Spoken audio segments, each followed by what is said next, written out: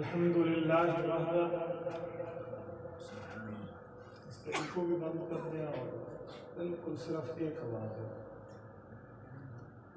والصلاة والسلام علی من لا نبی بعدہ، اما بعد فاعوذ باللہ من الشیطان الرجیم، بسم اللہ الرحمن الرحیم۔ وَكُلًّا نَقُصُّ عَلَيْكَ مِنْ أَنْبَاءِ الرُّسُلِ مَا نُثَبِّتُ بِهِ فُؤَادَكَ اللهم صل على محمد وعلى آل محمد كما صليت على إبراهيم وعلى آل إبراهيم إنك حميد مجيد اللهم بارك على محمد وعلى آل محمد كما باركت على إبراهيم وعلى آل إبراهيم إنك حميد مجيد۔ معزز دوستو، آج 24 اکتوبر 2021 بروز اتوار ہے اور آپ کے یہاں جامع مسجد حنفیہ وہاڑی میں، گڑھا موڑ ضلع وہاڑی میں نے آپ کی خدمت میں چند معروضات پیش کرنی ہیں۔ آپ کے ذہن میں سوال آئے گا کہ ہماری مسجد کا نام مسجد حنفیہ کیوں ہے؟ میں اس پر دو چار باتیں آپ کی خدمت میں عرض کرتا ہوں۔ کچھ لوگ ہم سے پوچھتے ہیں کہ جب ہمارے نبی پاک صلی اللہ علیہ وسلم کا نام حضرت محمد ہے صلی اللہ علیہ وسلم، تو تم اپنی مسجد کا نام مسجد محمدیہ رکھ لو۔ حالانکہ تم حنفی لوگ اپنی مسجد کا نام حنفیہ رکھتے ہو، کیا ضرورت ہے؟ کچھ ہمیں یہ کہتے ہیں اور کچھ ہمیں یوں کہتے ہیں کہ آپ نے اپنے امام اعظم ابو حنیفہ رحمہ اللہ کو پیغمبروں سے بھی بڑھ کے درجہ دیا ہوا ہے، اسی لیے تم انہیں امام اعظم کہتے ہو۔ حالانکہ امام اعظم تو حضور علیہ السلام کی ذات ہے، وہ سب سے بڑے امام ہے، تو آپ امام ابو حنیفہ کو کہتے ہو تو یہ ٹھیک نہیں ہے۔ میں یہ دونوں باتیں آپ کی خدمت میں عرض کرتا ہوں۔ جہاں تک پہلی بات کا تعلق ہے کہ ہماری مسجد کا نام مسجد حنفیہ کیوں ہے، تو اس بارے میں یہ بات ذہن میں رکھیں کہ مسجد حنفیہ اس وجہ سے ہے کہ حضور پاک علیہ السلام پر اللہ کا دین نازل ہوا اور حضور نے وہ دین صحابہ کو سنایا۔ صحابہ سے جس شخص نے لکھ کے وہ دین امت کو دیا ہے، اس کا نام امام اعظم ابو حنیفہ ہے۔ تو حنفیہ مسجد رکھنے کا مطلب یہ ہے کہ ہم اس دین کی تشریح لوگوں کو بتائیں گے جو صحابہ کرام نے اپنے شاگرد امام ابو حنیفہ کو سکھائی۔ اب پیغمبر کے صحابہ سے ہمیں حضور والا دین ملا ہے اور حضور پاک سے وہی دین ملا جو اللہ نے حضور کو دیا۔ اللہ نے دیا، حضور نے تبدیل نہیں کیا، وہی دین صحابہ کو دیا۔ صحابہ نے سنا، اس دین میں کوئی تبدیلی نہیں کی، وہی دین اپنے شاگردوں کو دیا۔ تو شاگردوں میں امام ابو حنیفہ بڑے شاگرد ہیں اور انہوں نے یہ دین صحابہ کرام سے پڑھ کے ہمیں لکھ کے دیا ہے۔ اس وجہ سے ہم اپنی مسجد کا نام مسجد حنفیہ رکھتے ہیں۔ پھر آپ کے ذہن میں خیال آئے گا کہ مولانا امام ابو حنیفہ صحابہ سے پڑھے ہیں تو دو چار صحابہ کے نام ہمیں بھی پتہ ہونے چاہیے۔ امام ابو حنیفہ کن صحابہ سے پڑھے ہیں؟ تو یہ بات ذہن میں رکھیں کہ امام ابو حنیفہ نے 70 صحابہ کا زمانہ پایا ہے، 23 صحابہ کی زیارت کی ہے، 8 صحابہ کرام سے پڑھا ہے۔ میں حوالہ بھی دے رہا ہوں، نام بھی بتا رہا ہوں۔ حوالوں میں اگر آپ نے پڑھنا ہو، مکانۃ الامام ابی حنیفہ فی الحدیث اٹھائیں، آپ کی مرضی۔ محدث عبد الرشید نعمانی کی کتب اٹھائیں، آپ کی مرضی۔ عقود الجمان فی مناقب النعمان اٹھائیں، آپ کی مرضی۔ اسی طرح مناقب ابی حنیفہ و صاحبہ اٹھائیں، آپ کی مرضی۔ آپ کو ملے گا کہ امام اعظم ابو حنیفہ رحمہ اللہ نے مختلف صحابہ کرام کی زیارت کی ہے۔ اب کن صحابہ کی ہے، ذرا دل کی تختی پر تعویذ بنا کے اس کو نوٹ کر لینا۔ پیغمبر کے صحابی حضرت انس ابن مالک ہیں، یہ امام ابو حنیفہ کے استاذ ہیں۔ پیغمبر کے صحابی حضرت عبداللہ ابن انیس ہیں، یہ امام ابو حنیفہ کے استاذ ہیں۔ پیغمبر کے صحابی حضرت عبداللہ بن ابی حبیبہ ہیں، یہ امام اعظم ابو حنیفہ کے استاذ ہیں۔ پیغمبر کے صحابی حضرت سدی بن عجلان ہیں، یہ امام ابو حنیفہ کے استاذ ہیں۔ پیغمبر کے صحابی ابو امامہ باہلی الشامی دمشقی ہیں، یہ امام ابو حنیفہ کے استاذ ہیں۔ پیغمبر کے صحابی ابو طفیل عامر بن واصلہ ہیں، یہ امام ابو حنیفہ کے استاذ ہیں۔ پیغمبر کے صحابی حضرت سہل بن سعد الساری الساعدی المدنی ہیں، یہ امام ابو حنیفہ کے استاذ ہیں۔ پیغمبر کے صحابی حضرت جابر بن عبداللہ ہیں، یہ امام ابو حنیفہ کے استاذ ہیں۔ پیغمبر کے صحابی عبداللہ ابن حارث ابن جزء الزبیدی ہیں، یہ امام ابو حنیفہ کے استاذ ہیں۔ پیغمبر کے صحابی حضرت بلال ابن حارث المزنی ہیں، یہ امام ابو حنیفہ کے استاذ ہیں۔ پیغمبر کے صحابی حضرت واصلۃ بن الاسقا ہیں، یہ امام ابو حنیفہ کے استاذ ہیں۔ پیغمبر کی صحابیہ حضرت عائشہ بنت حجرت رضی اللہ عنہا و عنہم، یہ حضرت امام اعظم ابو حنیفہ کی استاذ ہیں۔ جی میں نے کتب کے حوالے اور احادیث کے حوالے سے بات کی ہے۔ امام ابو حنیفہ نے ان صحابہ سے حدیثیں پڑھی ہیں، یہ یاد رکھیں۔ آپ کہیں گے کوئی حدیثیں سنا دیں، چلو میں دو چار حدیثیں آپ کی خدمت میں اس مسئلے پر عرض کر دیتا ہوں کہ امام ابو حنیفہ نے کن صحابہ سے کیا کیا حدیث پڑھی ہے۔ حضرت امام ابو حنیفہ فرماتے ہیں رأیت انس بن مالک فی جامع المسجد الکوفہ، میں نے کوفہ کی جامع مسجد میں حضرت انس بن مالک کو دیکھا، وہو قائم یصلی، میں نے ان کی نماز کے طریقے کو دیکھا۔ حضرت امام اعظم ابو حنیفہ فرماتے ہیں میں نے اپنے استاد حضرت عبداللہ ابن انیس سے سنا ہے، وہ پیغمبر کے صحابی ہمیں حدیث پاک بتاتے ہیں انہما سجدت یا سہو بعد السلام، کہ حضور پاک علیہ السلام نے ایک سلام پھیرا پھر دو سجدہ سہو کیے ہیں۔ یہ حدیث امام ابو حنیفہ نے پیغمبر کے صحابی سے سنی ہے۔ امام اعظم ابو حنیفہ نے پیغمبر کے ایک صحابی حضرت عبداللہ ابن حارث ابن جزء الزبیدی کی جو زیارت کی، مسند الامام اعظم ابی حنیفہ میں ہے، جامع المسانید للخوارزمی میں ہے۔ وہ فرماتے ہیں امام صاحب نے فرمایا حججت ما ابی سنۃ 16، 16ویں سال میری عمر چڑھی، مجھے ابو نے کہا آؤ حج پہ چلتے ہیں، میں ابو کے ساتھ حج پہ گیا۔ فیضا نحن بمکہ، جب ہم مکہ میں پہنچے میں نے دیکھا رأیت رجلا حولہ الرجال، ایک شخص ارد گرد مجمع لگائے بیٹھا ہے۔ میں نے ابو سے پوچھا من ھذا، ابو نے کہا ھذا صاحب النبی صلی اللہ علیہ وسلم، یہ حضور کا صحابی ہے۔ میں نے کہا اسمہ، نام و تعارف و پہچان و علامت و شناسائی کیا ہے؟ تو مجھے ابو نے کہا ھذا رجل قد صاحب النبی صلی اللہ علیہ وسلم، یہ حضور کا وہ صحابی ہے یقال لہ عبداللہ ابن حارث ابن جزء الزبیدی، اس کا نام عبداللہ ابن حارث ابن جزء الزبیدی ہے۔ میں نے ابو سے پوچھا ایو شیء عندہ، یہ مجمع لگائے بیٹھا ہے، اس کے پاس کیا چیز ہے؟ مجھے ابو نے کہا احادیث قد سمع من النبی صلی اللہ علیہ وسلم، اس کے پاس وہ حدیثیں ہیں جو اس نے حضور کے صحابہ سے، حضور پاک سے خود سنی ہے۔ میں نے ابو سے کہا فدنا منہ، مجھے اس کے قریب کریں۔ فجعل یفرج عن الناس، میرے ابو نے لوگوں کو ہٹایا، حتی دنیت منہ، میں اس کے قریب گیا۔ سمعتہ ورأیتہ، میں نے اس کی زیارت کی اور اس سے حدیث سنی۔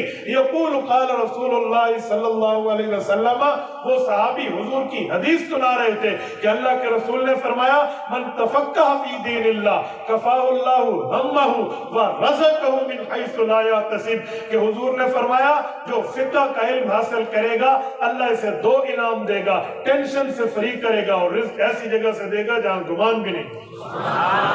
امام ابو حنیفہ نے ڈائریکٹ حدیث سنی ہے۔ یہ دوسری روایت میں امام ابو حنیفہ کی آپ کے سامنے پڑھ رہا ہوں۔ امام اعظم ابو حنیفہ نے جو پیغمبر کے صحابہ سے روایات سنی ہے، اس فقیر نے ان کی تعداد 22 جمع کر کے لکھ دی ہے۔ آپ وحدانیات ابی حنیفہ پر ہماری فائل منگوا کر دیکھ لیں، 22 وہ حدیثیں ہیں جو امام ابو حنیفہ نے ڈائریکٹ صحابہ سے سنی ہے۔ تو امام ابو حنیفہ صحابہ کے شاگرد ہیں۔ جو اللہ نے دین حضور کو دیا، حضور نے صحابہ کو دیا، صحابہ نے اپنے شاگرد کو دیا، تو امام اعظم ابو حنیفہ نے لکھ کے ہمیں دیا۔ یہ میں کسی لیے کہہ رہا ہوں کہ آپ کو پتہ چلے کہ ہماری مسجد کا نام جامع مسجد حنفیہ کیوں ہے۔ کہیں میں راہ ویندہ نہ نہیں، ویسے میں ٹورے ویندے آتے تھے نہ رکھ لیتے حنفیہ، اس کے پیچھے دلائل کے انبار ہیں۔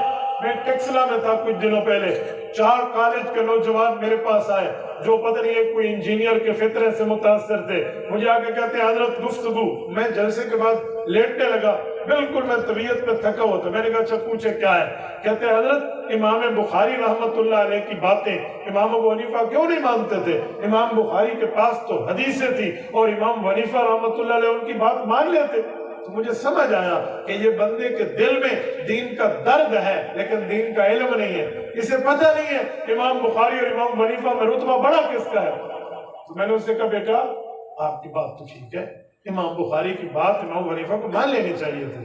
کہتے ہیں ہاں نا، پہلا مولوی ملا ہے جو بات حق کر رہا ہے۔ میں نے کہا واقعی امام ابو حنیفہ کو ماننی چاہیے تھی کہ بخاری صاحب آپ ٹھیک کہہ رہے ہیں۔ تو کہتے ہیں پھر کیوں نہیں مانی؟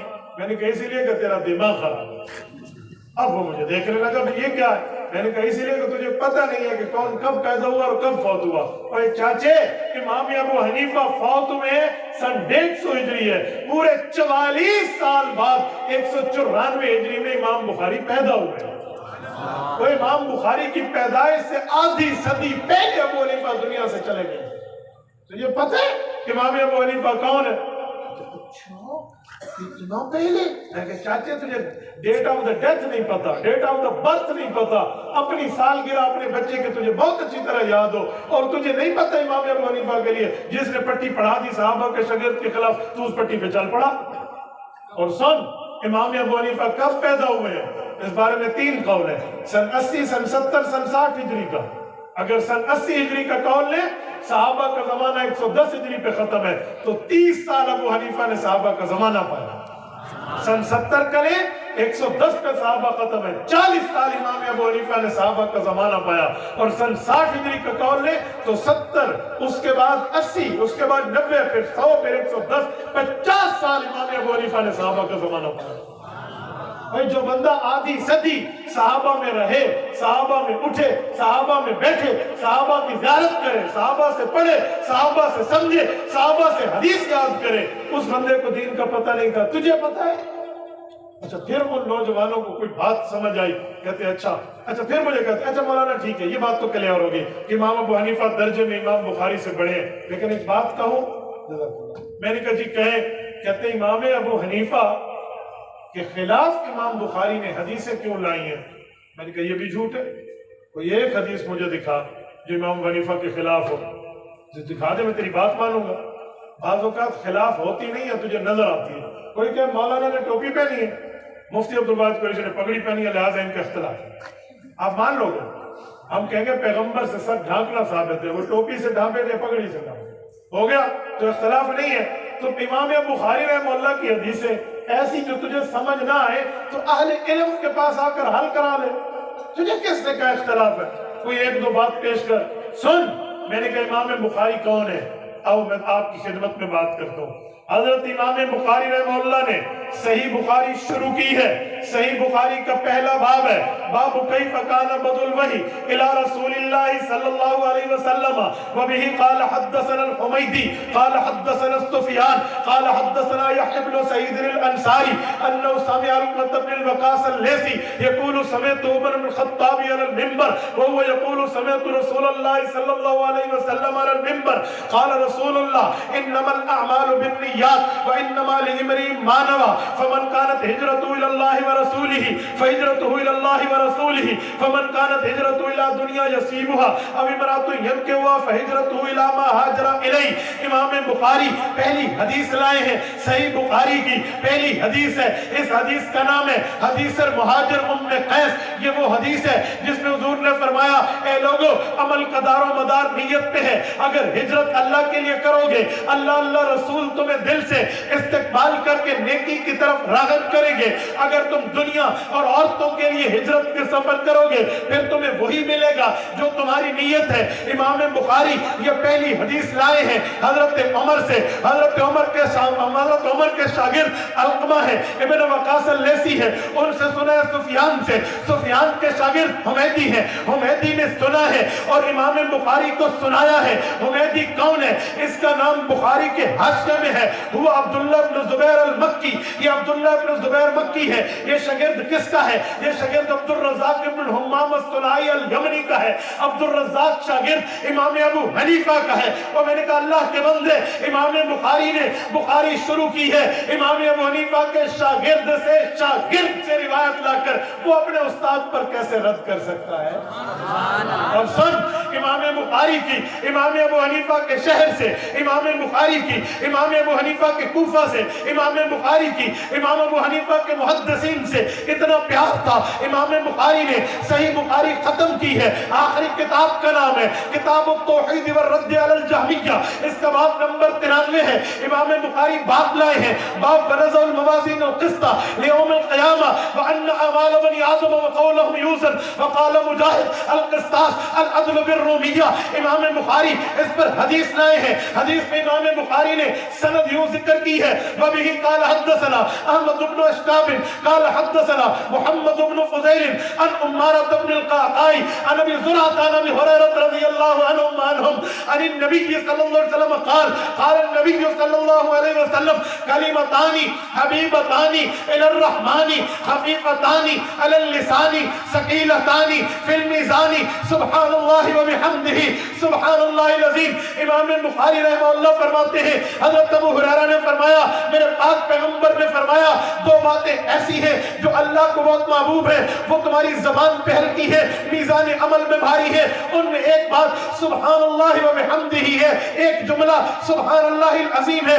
امام بخاری یہ روایت لائے ہیں چار بزرگوں سے. پہلے کا نام احمد بن اشتاب ہے، دوسرے کا نام محمد بن فضیل ہے، تیسرے کا نام عمارہ ہے، چوتھے کا نام ابو زرع ہے، اصل نام حریم ہے. یہ چاروں کون ہیں؟ اٹھائے حاشیہ کرمانی، امام کرمانی کا جلد نمبر 25 کھولیے، وہ لکھتے ہیں فیہ لطائف. مزے کی بات یہ ہے اربعۃ کلہم کوفیون، یہ چاروں بزرگ امام ابو حنیفہ کے محدث ہیں. امام بخاری نے بخاری شروع کی ہے امام ابو حنیفہ کے شاگردوں سے، بخاری ختم کی ہے امام ابو حنیفہ کے شاگردوں سے. تو بخاری اور ابو حنیفہ کو لڑاتا پھر، سبحان اللہ، تو لڑاتا پھر. تو میرے بھائی تھوڑی سمجھ دے، تھوڑی دامن پاک، وہ کہتے ہیں اتنی نہ بڑا دامن پاکی کی حکایت، دامن کو ذرا دیکھ، ذرا بندے کو بات دے.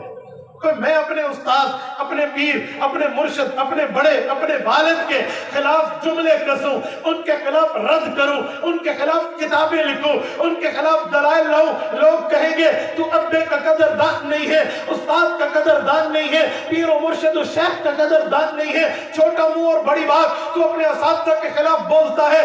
سن، اگر امام بخاری امام ابو حنیفہ کے خلاف نعوذ باللہ تیرے مطابق بولتے تھے تو پھر یہ عزت امام ابو حنیفہ کی ہوگی، بے عزتی نعوذ باللہ امام بخاری کی ہوگی. اور تو امام بخاری سے اچھی تائیدیں کر رہا ہے اور تو ان کو لڑاتا پھر رہا ہے. میں نے کہا اسی لیے امام بخاری کا امام حنیفہ سے کوئی ٹھڈا نہیں ہے. تو وہ کالج کلر کے مجھے کہتے ہیں اچھا سنتے انجینئر کو ہیں، علماء کے پاس نہیں بیٹھیں گے. بابا تم نے کوئی اسٹرکچر میں تعمیر کرنی ہو تو انجینئر کے پاس جاؤ، مسائل پوچھنے ہیں تو علماء کے پاس جاؤ. تھلی سیدھی ہے یا ڈنگی ہے یہ تو کہیں انجینئر کو کچھ نہیں ہے. ہاں اس کی ٹیڑھا پن اور گلائش ہے یا نہیں ہے فرش کی، یہ تو اس سے پوچھیں گے. لیکن جو جسٹ انجینئر، عالم بھی نہ ہو، ہاں یا انجینئر بھی ہو عالم بھی ہو، جیسے ہمارے حضرت جی پیر ذوالفقار احمد نقشبندی دامت برکاتہم انجینئر بھی اور عالم بھی ہو، آپ عالم. لیکن جو صرف انجینئر ہو وہ تو تیرے لیگ کے سدھے تو رنگے پا کے نہیں پڑے، تجھے یہ تو نہیں بتانا کہ دین کیا ہے. تو وہ لڑکے بڑے سیٹسفائیڈ ہوئے اور مجھے کہنے لگے اچھا ہم امام ابو حنیفہ کے بارے میں بڑے شک میں مبتلا تھے. اب پھر سوال جواب شروع ہو گئے. مولانا ایک بات ہے، امام ابو حنیفہ کو مانے نا بڑی بڑی حدیثیں چھوٹ جاتی ہیں. میں نے کہا جی ایک نواں کام آ گیا، امام ابو حنیفہ کو مانے تو حدیثیں چھوٹ جاتی ہیں. اور خدا کے بندے، جس ابو حنیفہ نے 50 سال صحابہ میں گزارے ہیں اس نے پیغمبر کی حدیثوں کی قدر نہیں سیکھی، تو نے سیکھی ہے. چل لے، امام حنیفہ نہیں سیکھی تو نے سیکھی ہے. اچھا چلو بسم اللہ، تو پیش کر کون سی حدیث ہے جو امام حنیفہ کو ماننے پہ چھوٹ جاتی ہے. تو حدیث پیش کر، میں انشاءاللہ تعالی اس حدیث پاک کا حدیث سے جواب دوں. اگر حدیث نہ ہوئی تو میں تیری بات کو مان لوں. بسم اللہ. کہتا ہے پہلی حدیث پاک میں ہے کندھوں تک ہاتھ اٹھاتے تھے حضور تکبیر کے وقت، اور ایک میں ہے سینہ تک.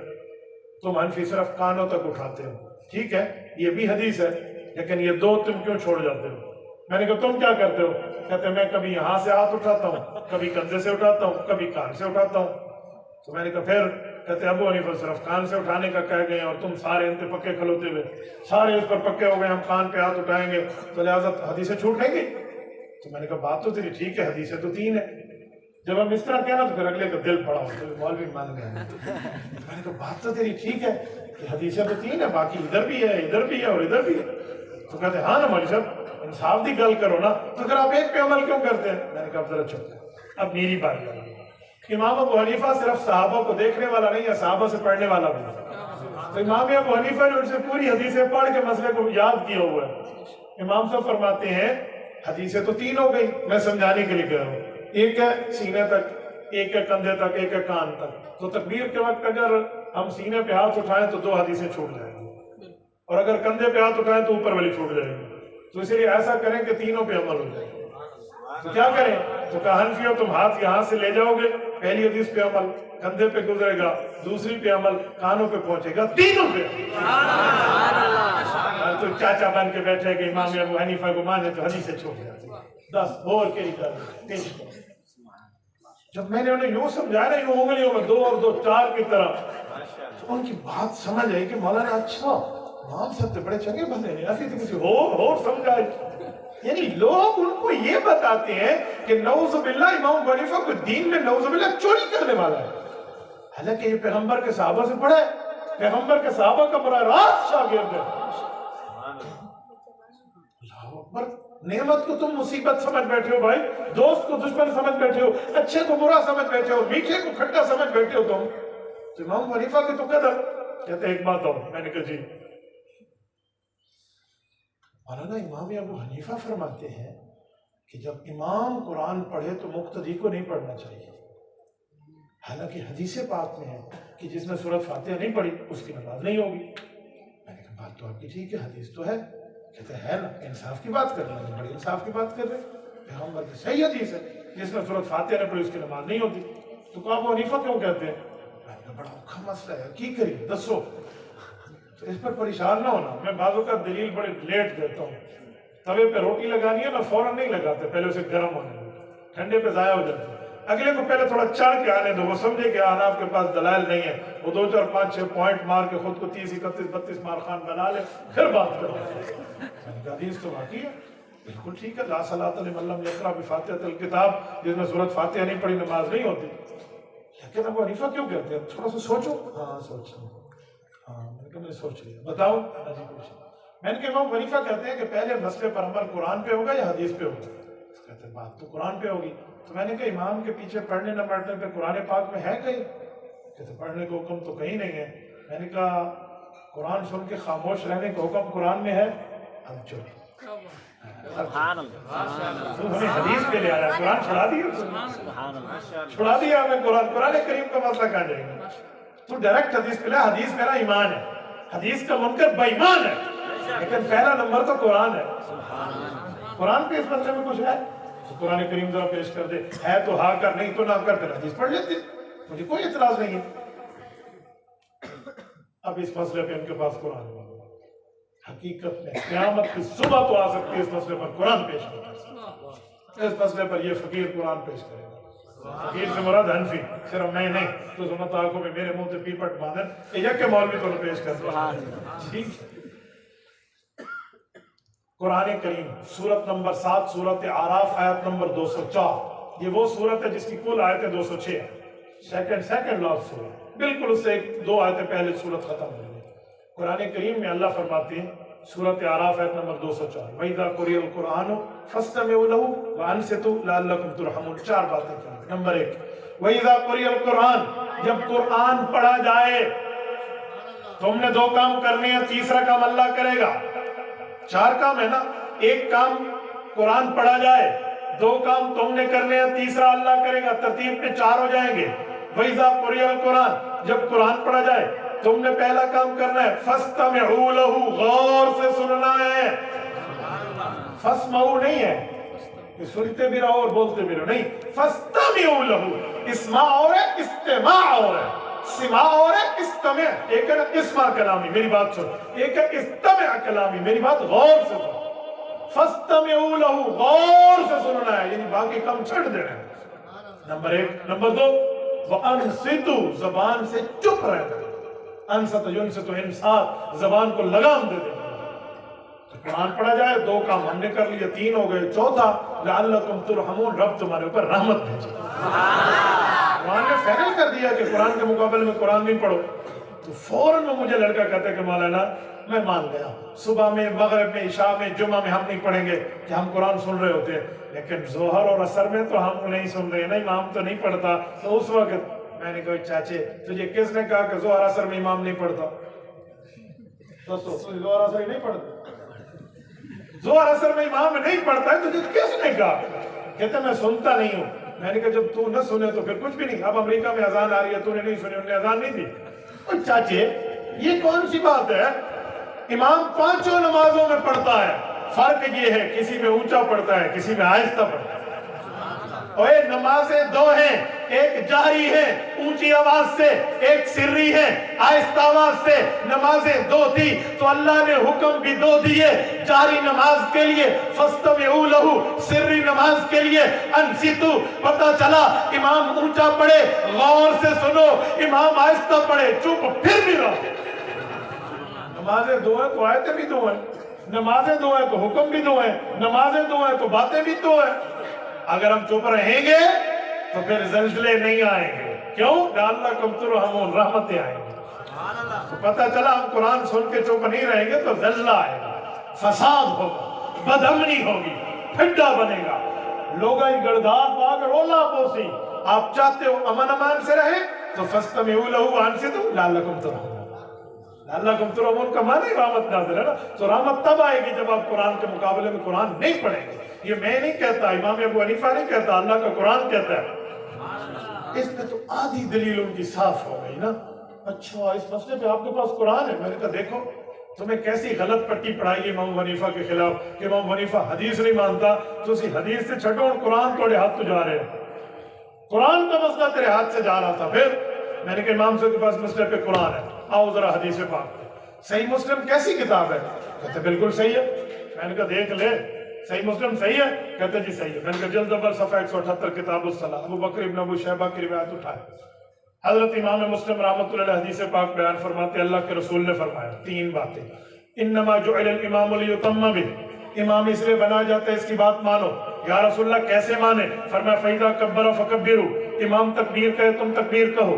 وَإِذَا قَرَأَ فَأَنصِتُوا، امام قرآن پڑھے تم چپ رہو۔ وَإِذَا قَالَ غَيْرِ الْمَغْضُوبِ عَلَيْهِمْ وَلَا الضَّالِّينَ فَقُولُوا آمِينَ، امام وَلَا الضَّالِّينَ کہے تو تم آمین کہو۔ 2 وجہ سے دلیل بنتی ہے۔ نمبر 1، امام قرآن پڑھے تم چپ رہو۔ نمبر 2، امام وَلَا الضَّالِّينَ کہے تو تم آمین کہو۔ اور سب نے قرآن پڑھنا ہوتا تو حضور فرماتے جب سب وَلَا الضَّالِّينَ کہو، جب تم سب وَلَا الضَّالِّينَ کہو تو آمین کہو۔ تم سب کہو نہیں ہے، وَإِذَا قَالَ وَإِذَا قُلْتُمْ نہیں ہے، وَإِذَا قَالَ وَإِذَا قَالُوا نہیں ہے، سب کو نہیں کہا۔ جب اکیلا امام سورۃ فاتحہ ختم کرے تو تم آمین کہو۔ پتہ چلا سورۃ فاتحہ بھی امام نے پڑھنی ہے، مکمل قرآن بھی امام نے پڑھنی ہے۔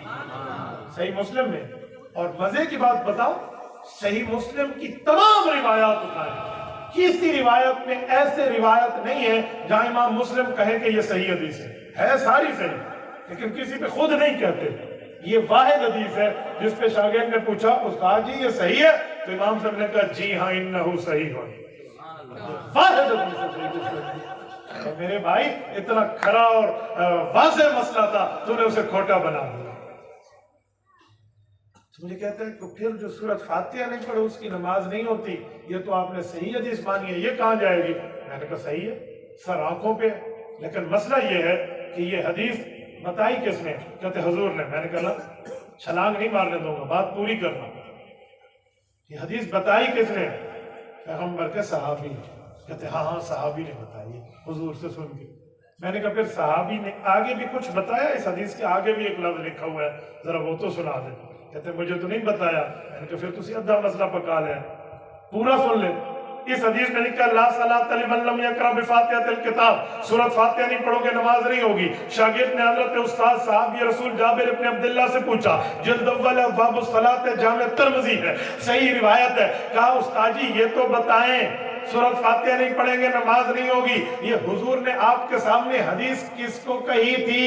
تو صحابی نے کہا حضور سے حدیث بھی میں نے سنی, اس حدیث کا مطلب بھی میں نے سنا, میرے کانوں نے محفوظ رکھا.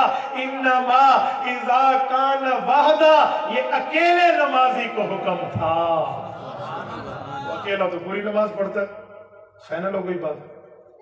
تو تجھے کس نے کہا کہ امام ابو حنیفہ کے پاس آئے, اس کی حدیثیں نہیں ملتی؟ کہتا ہے اچھا مولوی صاحب اس حدیث میں ایک اور لفظ ہے. میں نے کہا کیا؟ کیسا ہے لفظ ہے وَإِذَا قَالَ غَيْرِ الْمَغْضُوبِ عَلَيْهِمْ وَلَا الضَّالِّينَ فَقُولُوا آمین. امام وَلَا الضَّالِّينَ کہے تو تم آمین کہو, تم حنفی آمین تو نہیں کہتے. میں نے کہا پھر وہی گل آ گئی, کس نے کہا آمین نہیں کہتے؟ لعنت ہے اس پہ جو نماز میں آمین نہ کہے. ہم تو کہتے ہیں مسئلہ اونچی اور آہستہ کہے میرا پتر, اس میں لکھا آمین کہو, لکھا ہوا اونچی کہو. اونچی تو نہیں لکھا تھا. میں نے کہا پھر مسئلہ یہ ہے کہ حضور نے تو آمین فرمایا, تو آمین اونچی آہستہ. پیغمبر علیہ السلام سے دونوں طرح ثابت ہے.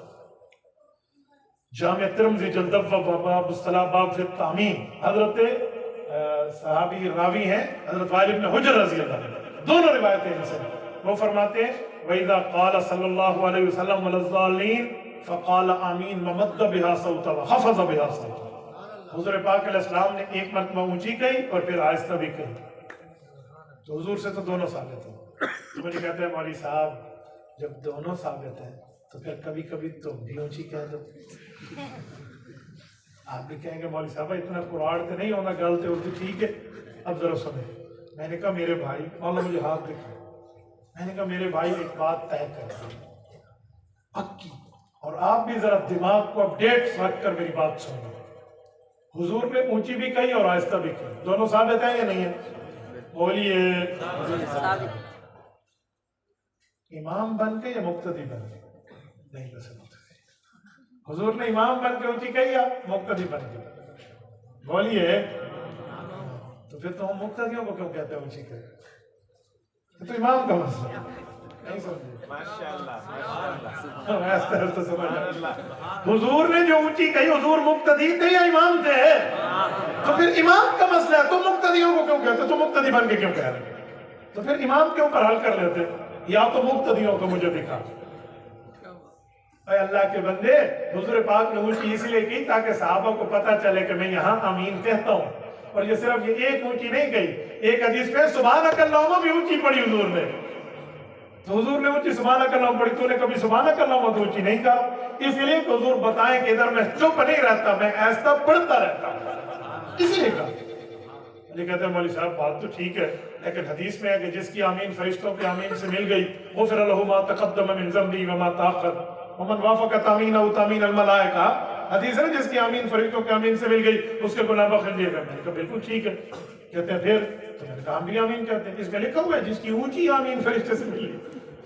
اونچی کا لفظ ہے, اونچی کا لفظ سے کوئی نہیں. میں نے کہا پھر بات پوری کر, ایسی امام حنیفہ پر بولنے لگے ہو اللہ کے بندے.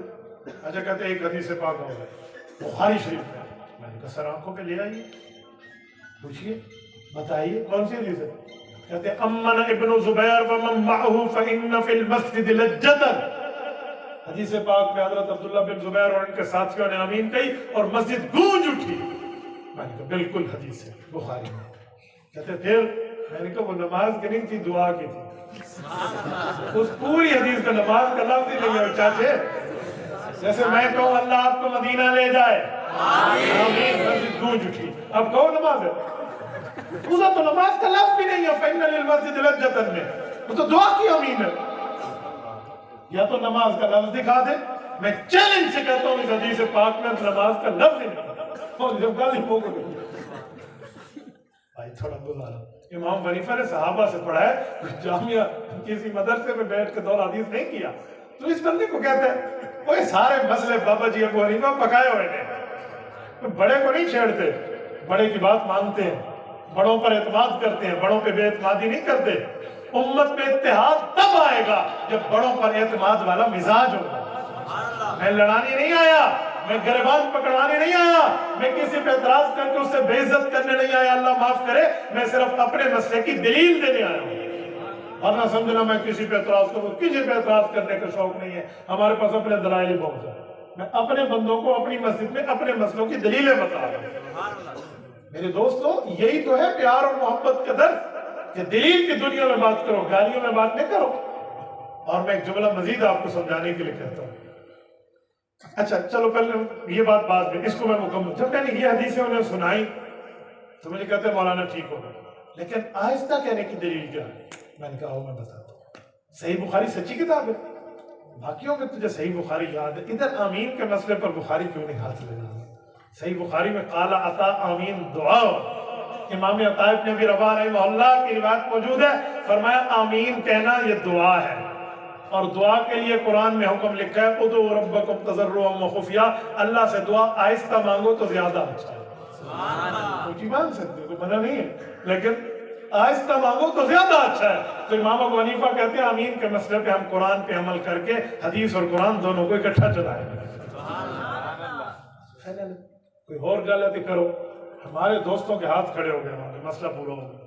ایک مسئلہ میں آپ کی خدمت میں مزید عرض کر دوں، یہ جو مسئلہ ہے امام ابو اعظم ابو حنیفہ رحمہ اللہ کا، تو یہ یوں ہے کہ ان صحابہ سے پڑھ کر سن کر سمجھ کے ہمیں بتایا، حنفیو تم مبارک کہ تمہاری نماز امام اعظم ابو حنیفہ سے لی ہوئی ہے جو صحابہ کا شاگرد ہے، اور 50 سال صحابہ نے اس نماز کو ویریفائیڈ کیا ہے۔ 50 سال مذاق نہیں ہے۔ امت میں امام شافعی، امام مالک، امام احمد بن حنبل، امام بخاری، امام مسلم، امام ترمذی، امام نسائی، امام ابو داؤد، امام ابن ماجہ، امام اوزاعی، باقی تمام ائمہ میں کسی امام نے کسی صحابی کی زیارت نہیں کی ماں سوائے ابو حنیفہ کی جو صحابہ کا شاگرد ہے۔ بات ہے وہ ماننی چاہیے، جو ترتیب ہے اس پہ عمل کرنا چاہیے، تو اس حقیقت کو آگے بتانا چاہیے کہ بات ہے کیا۔ میرے دوستو آپ خود اندازہ آپ لگا لیں کہ میں آپ کے سامنے دلائل میں کیسے چل رہا ہوں۔ اس ٹائم مجھے بولتے ہوئے پورے کے پورے 41 منٹ ہونے کو، میں گھڑی ویکھ کے شروع کی تھی۔ اب آپ بتائیں اگر آپ شروع میں مجھے بٹھاتے، میں 3 گھنٹے اس پر دلائل دیتا، کتنا فائدہ ہوتا؟ آپ ناراض نہ ہونا، یہ حضرات پھر مجھ سے خفا ہوں گے۔ آپ ابھی مجھے وہ میزبان اپنے کہہ رہے تھے کہ مولوی صاحب تو وہ فلاں مدرسے میں آئے تھے اور آپ نے سختی کی تھی۔ میں نے کہا بھائی اسی لیے کی تھی کہ بھائی نعت خوانی کرنی ہے تو علیحدہ محفل حمد و نعت رکھ لو، ساری رات نعت سنو، آپ کو کون منع کرتا ہے؟ لیکن ہمارے پاس آپ جلسے میں ہیں تو فقط ایک نعت ایک تلاوت کے بعد اصل مدے پہ آ جائیں۔ تو میں اسی لیے کہتا ہوں اے کاش آپ وقت دیں، اور رب جانتا ہے کم از کم 3 گھنٹے کی ایک نشست رکھیں۔ میں 3 سے پہلے ختم کر جاؤں، مجھے کہنا تو نے جھوٹ بولا تھا۔ آپ انٹرنیٹ پر میری 4-4 5-5 گھنٹے کی گفتگو تقلید پر آپ سن سکتے ہیں، ابھی بھی آن لائن ڈاؤنلوڈڈ ہے، وہاں مزاج ہمارا اور بات ہماری نہیں۔ ایک ایک مسئلے میں آپ مسنون نماز میں کچھ دنوں پہلے سوکن وینڈ گیا، یہ ضلع سیالکوٹ میں ہے، وہاں بڑے بڑے دوست ہمارے حنفیت چھوڑ کے نا 2-4 اہل حدیث بھائی بن گئے، تو ان سے ہماری بات چیت ہوئی، تو 2 سے 2.25 گھنٹے میں نے وہاں مسنون نماز پہ درس دیا ہے، اللہ اکبر سے لے کر سلام تک، وہ سارے بندے الحمدللہ واپس ہیں۔ وہ اس لیے گئے تھے کہ یہ حنفی حضور کی حدیثیں نہیں مانتے، اور جب ہم نے حدیثوں سے حدیثیں دکھا دی تو انہیں بالکل یقین ہو گیا۔ ضد کا علاج تو نہیں ہے نا، دلیل کا تو ہے، ضد کا علاج کوئی نہیں۔ تو اس لیے کہتا ہوں میرے بھائیوں مجھے کھلا وقت دو۔ اب آپ مجھے بتائیں آپ نے 10:15 میں یہاں ہو رہے ہیں، میں یہاں سے 10:30 چلوں، 7 گھنٹے کا سفر کر کے ڈیرہ اسماعیل خان پہنچوں، صبح کی اذانیں آ جائیں گی، میں نہیں سمجھا، میرے پاس نیند نہیں ہے، تو میں آپ سے گزارش کروں گا اللہ کا نام مانے، آئندہ مغرب میں جلسہ شروع کریں، ایک نعت ایک تلاوت رکھیں، 2.5 سے 3 گھنٹے کی نشست ہمیں دے دیں۔ مسنون نماز پہ مسئلہ سمجھنا ہے تو اسی میں نے کہنا میں تو جہلی حنفی ہوں، آپ کہہ دینا کہ آپ نے غلط بات کی تھی۔ مسئلہ یہ ہے کہ آج امت کو دلائل پہ ہم نے سمجھایا نہیں، آج ہم نے دلائل پہ بتایا نہیں، لمبی لمبی باتوں اور معاملات میں جاتے ہیں تو دلائل پہ گفتگو سمجھائیں، اللہ کی قسم ہمارا ہر ساتھی دلیل کا ایٹم بم بن جائے۔ میرا رب جانتا ہے، میرا رب، میں پگڑی سر پہ رکھ کے اللہ کے گھر میں کہہ رہا ہوں، میں جھوٹ بولوں اللہ مدد کھینچ لے۔ اس مسائل پر آپ ہمیں نیند سے ایسے اٹھائیں نا کہ مولوی صاحب اٹھو، بغیر مطالعے کے ہمیں بٹھا دیں، ہم بات کر لیں گے انشاءاللہ۔ یہ اللہ کا کرم ہے اس مسئلے میں، خالص اللہ کا فضل ہے۔ یہ تب ہے جب کھلی کھلی بات ہو اور کھلا وقت ہو۔ حقیقت میں دوستوں کو کہتا ہوں کہ جلسے کے بجائے آپ علمی نشست رکھا کرو، وہاں علمی نشست ہو نا، جلسے میں تو ہمیں بھی بازو چڑھانا پڑتا ہے، تو یہاں یوں نہ ہو کتاب سامنے ہو اور دلیل میں سمجھاؤ. یہ نہیں ہے کہ صرف مولوی سمجھے. میں چیلنج سے آپ کو کہتا ہوں ریڑھی لگانے والا بھی ہماری گفتگو سمجھے گا. آپ اس کو سامنے بٹھائیں کہ سمجھانا کہتے کیسے ہیں. تو اس مسئلے پر چلو میں اسی لیے درمیان میں ایک ٹچ قسم کا آپ کو سمجھایا تاکہ آپ کو وقت کا احساس ہو کہ 40 منٹ میں آپ نے خشک مضمون سنا ہے لیکن آپ میں بور کوئی نہیں ہوا, اٹھا کوئی نہیں. انٹرسٹڈ کر کے بندہ سنائے. یہ یقین مانے فضل کسی ایک پہ ہوتا ہے پھر اس سے کسب ہوتا ہے. فضل کسی ایک پہ رب کرتا ہے. یہ ہماری باتیں نہیں ہیں, یہ اللہ رب العزت نے میرے ذہن میں ڈالی اور میں آپ کے سامنے کہہ رہا ہوں. رب جانتے ہیں میں تو بخار سے اٹھ کے آیا, میری طبیعت تو اس بارے میں گفتگو کی بھی نہیں تھی لیکن آپ نے بزرگوں کی دعائیں تھیں تو یہ بات ہوئی ہے. چلو میں اس کو ٹھکانے لگاتا ہوں. ایک دو باتیں آپ کے سامنے اور کرتا ہوں. کچھ ساتھی ہم سے پوچھتے ہیں کہ مولانا آپ فقہ مانتے ہیں تو قرآن ماننا چاہیے یا حضور کا فرمان ماننا چاہیے؟ یہ فقہ نئی چیز کتوں آ گئی ہے؟ یہ فقہ کیا چیز ہے؟ فقہ نئی چیز آ گئی ہے, اس کو کیوں مانے؟ میں نے کہا جی سنیں, فقہ کا لفظ قرآن اور حدیث میں بھی استعمال ہوا ہے. لیتفقہوا فی الدین قرآن میں لکھا ہوا ہے, تو اس سے مراد کیا ہے؟ حدیث پاک میں ہے, حضرت معاویہ کی روایت ہے, صحیح بخاری کی صحیح روایت ہے. حضور نے فرمایا من یرید اللہ بہ خیرا یفقہہ فی الدین, اگر اللہ نیکی کا ارادہ کسی سے کرے اسے دین میں فقہ دے دیتا ہے. اور یہ حدیث جو میں نے مسند امام اعظم اور جامع المسانید امام خوارزمی کی پڑھی ہے جس میں حضور نے فرمایا کہ جو فقہ کا علم حاصل کرے گا اللہ 2 نعمتیں دے گا, ٹینشن فری کر دے گا اور رزق ایسی جگہ سے دے گا جہاں کا گمان نہیں ہوگا. تو فقہ کیا ہے؟ یہ جو حضور فرما رہے ہیں فقہ, قرآن کہہ رہا ہے فقہ, شریعت کہہ رہی ہے فقہ, تو میں ڈھڈو تے کڑ تے نہ لے آیا فقہ. قرآن اور حدیث نے فقہ کس کو کہا ہے؟ اب وہ بتا دیں مجھے. سن فقہ کسے کہتے ہیں اور میں جملہ سمجھاتا ہوں. میرے پاک پیغمبر نے فرمایا اے لوگو اوتیت جوامع حضور نے فرمایا اے لوگو فضلت علی الانبیاء بست, رب نے 6 چیزیں مجھے دی ہیں جو باقی انبیاء کو نہیں دی. نمبر 1 اوتیت جوامع الکلم, میں ایسا جملہ کہتا ہوں اس سے کئی مسئلے حل ہوتے ہیں. ونصرت بالرعب, میں جب چلتا ہوں 1 مہینے کی مسافت پر میرے دشمن پر رعب چھا جاتا ہے. وأحلت لی الغنائم, غنیمت باقیوں کے لیے حرام تھی, ہماری امت کے لیے حلال کر دی گئی. وجعلت لی الارض مسجدا, اور میرے لیے پوری زمین میں سجدے کو حلال کہا گیا. وطہورا, اور اس سے پاکیزگی تیمم کو حلال کر دیا گیا. وارسلت الی الخلق کافہ, پوری کائنات کا مجھے نبی بنایا, میں کسی ایک بستی اور ایک قوم کا نہیں ہوں. وختم بی النبیون, یہ 6 چیزیں رب نے کیوں دی کہ میں آخری نبی ہوں. اس میں جو پہلا لفظ ہے اوتیت جوامع الکلم, کہ اللہ نے مجھے ایک لفظ دیا ہے جو میں بولوں گا مطلب کئی نکلیں گے. یہ فقہا بتائیں گے جو دین کا ماہر. لفظ ایک مطلب کئی. آؤ میں پیغمبر کی ایک حدیث پیش کرتا ہوں, اس سے مسئلے کتنے نکلتے ہیں توجہ رکھنا. صحیح بخاری کتاب الاداب جلد نمبر 1 کی روایت ہے. حضرت انس بن مالک رضی اللہ عنہ راوی ہے. اللہ کے رسول ان کے گھر آئے, ان کے چھوٹے بھائی عبید اللہ ہیں, ان کی ایک بلبل تھی وہ فوت ہو گئی. حضور پاک تعزیت کی غرض سے اس گھر میں آئے ہیں. آ کر حضور پاک نے اس چھوٹے بچے عبید اللہ سے کہا یا ابا عمیر ما فعل النغیر, اے ابو عمیر تیری بلبل کا کیا ہوا؟ حدیث کا ایک جملہ شیخ الحدیث مولانا زکریا کاندلوی الکنز المتواری اما فی لام الدراری و صحیح البخاری میں لکھتے ہیں اخذ منہ 100 مسئلہ, فقہا نے اس ایک حدیث سے 100 مسئلے نکالے. تو دین کے ماہر, فقیہ کہتے ہیں دین کا ماہر, 100 مسئلے ایک حدیث سے. آؤ 8 10 15 تو میں آپ کو گروائے دیتا ہوں اس ایک حدیث سے. چھوٹا بچہ ہے, توجہ رکھنا توجہ, چھوٹا بچہ نابالغ, شادی نہیں ہوئی ابھی اس کی, اور حضور اس کو کہہ رہے ہیں یا ابا عمیر, کوئی ابو عمیر ما فعل النغیر, تیری بلبل کو کیا بنا, بلبل کیوں فوت ہوئی. پہلا مسئلہ یہ نکلا کہ چھوٹے بچے کی کنیت ابو کے نام سے رکھو, ابھی اس کی شادی نہ ہو تو کنیت رکھنا شادی سے پہلے جائز. حضور نے ابو کہا ہے چھوٹے بچے کو, ابو عمیر. نمبر 2 ایک مسئلہ یہ بھی نکلا کہ بندہ فوت ہو تو تعزیت ہوتی ہے, کوئی جانور کوئی پرندہ فوت ہو اور جس کے دل میں دکھ ہے تو اس کی بھی تعزیت ہوتی ہے.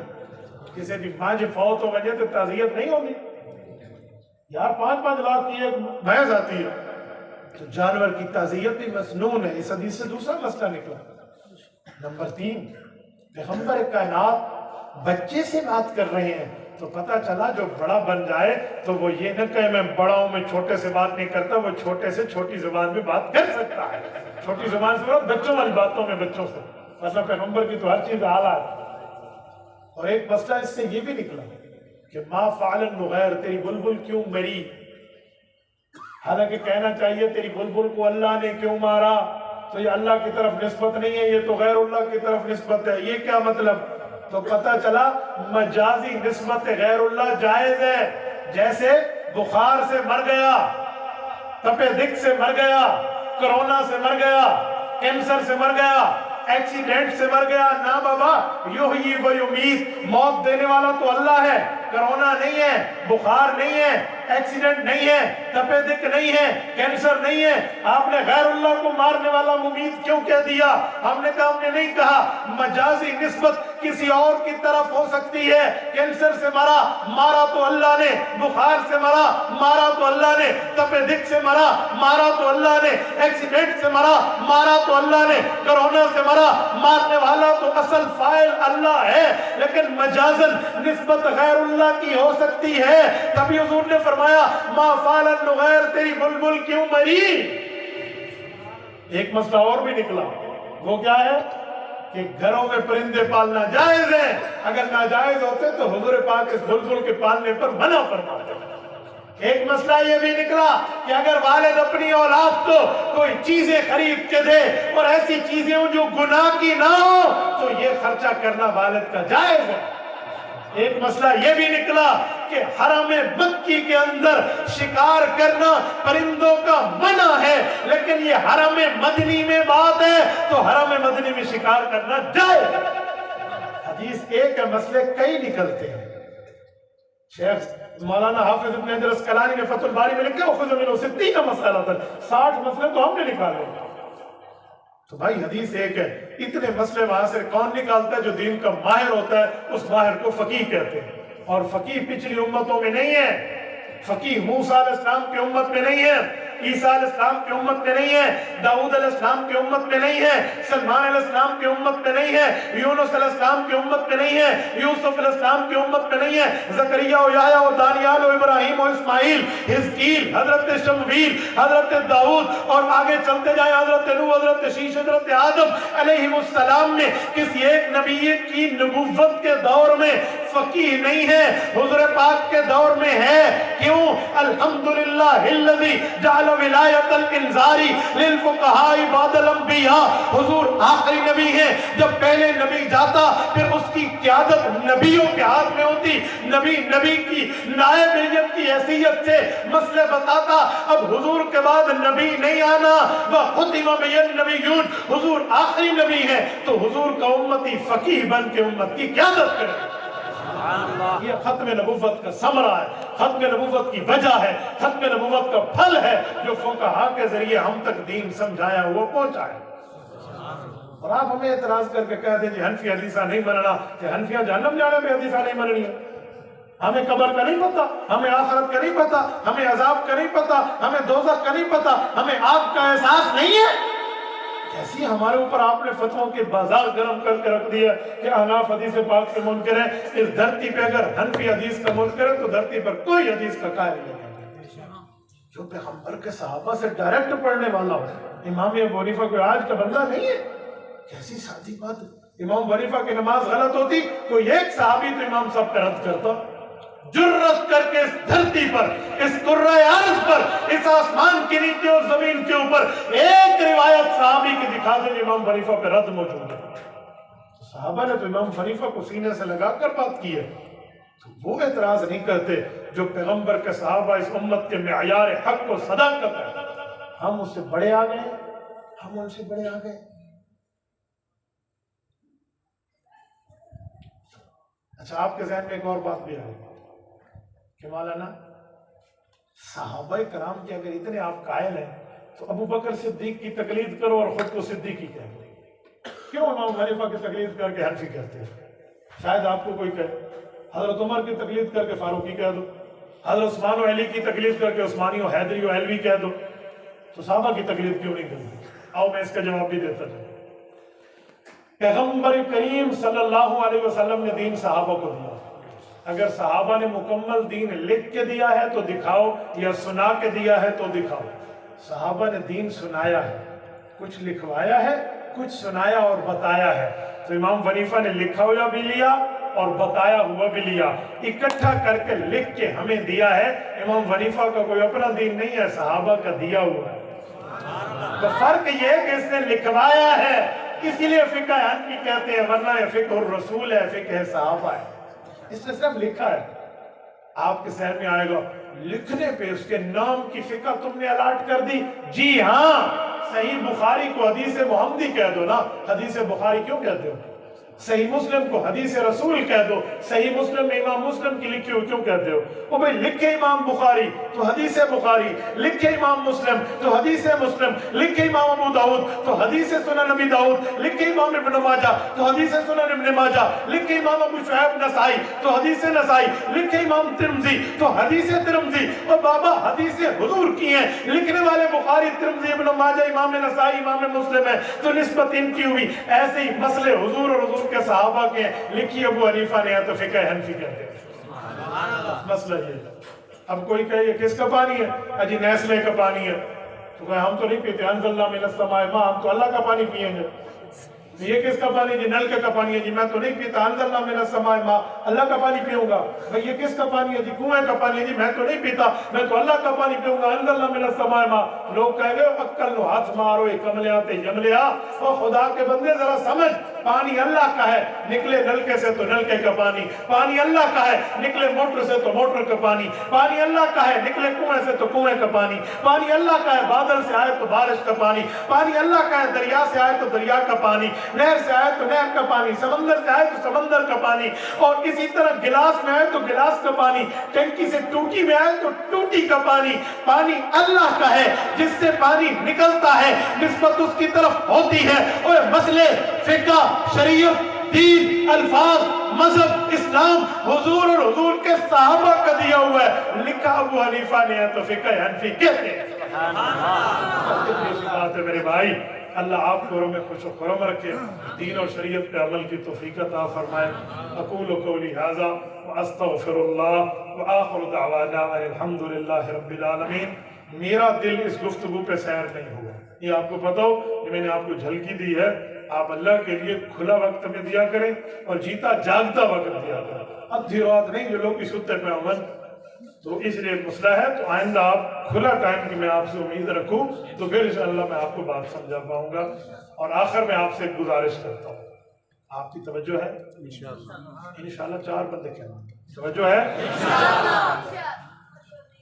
پتہ ہے دوسری بار کیوں کہنا پڑتا ہے کہ رات کے 10:30 بج گئے ہیں، تو نیند کے بھی تو 10:30 بج گئے ہیں۔ مولویاں تو نمازیں پڑھنے ہیں نا، یہ تو امام نے انہوں نے اٹھنا ہے، لوگ ہی مدینے پڑھ گئے، تو اسی لیے جلدی شروع کریں۔ گزارش یہ ہے کہ انٹرنیٹ تو آپ سارے استعمال کرتے ہیں، تو اللہ کے لیے انٹرنیٹ پر اہل حق کے بیانات سنا کر، یہ گانے، فلم اسٹار، غیر محرم کی چیزیں نہ لگائیں، یہ نہ کریں۔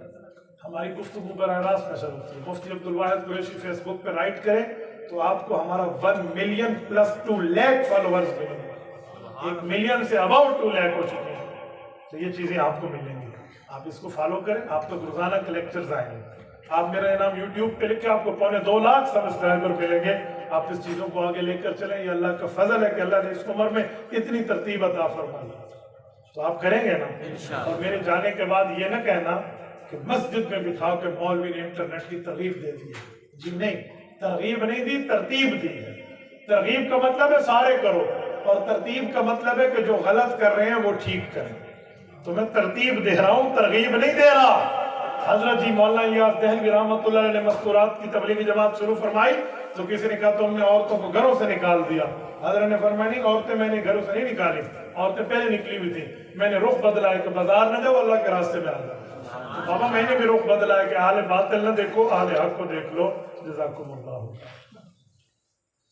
الحمد لله رب العالمين والعاقبة للمتقين والصلاة والسلام على سيد الرسل وخاتم النبيين. ربنا ظلمنا أنفسنا وإن لم تغفر لنا وترحمنا لنكونن من الخاسرين. ربنا آتنا في الدنيا حسنة وفي الآخرة حسنة وقنا عذاب النار وأدخلنا الجنة مع الأبرار يا عزيز يا غفار يا أرحم الراحمين. الہی آتی نفس تقواها وزکها وانت خیر من زکاها انت ولیها ومولاها. اے میرے مولا ان حضرات کا پروگرام کرنا قبول فرما، حضرات تشریف لینے کا تشریف لانا قبول فرما، ہاتھ اٹھانے والوں کے جائز حاجات اور خواہشات پورے فرما، بیماروں کو صحت عطا فرما، جو دنیا سے رخصت ہو گئے ان کی قبور کو جنت کا باغ بنا۔ اے میرے مولا جو بیمار ہیں انہیں صحت عطا فرما۔ اے اللہ جو ہمارے آنے پہ خوش ہیں ان کی خوشیاں بڑھا دے، جو ہمارے آنے پہ پریشان ہیں ان کی پریشانیوں کو ختم فرما دے۔ صلی اللہ تعالی علی خیر خلقہ محمد وعلی آلہ وسلم۔ السلام علیکم ورحمۃ اللہ وبرکاتہ۔ میں نے اسلام اس لیے کیا ہے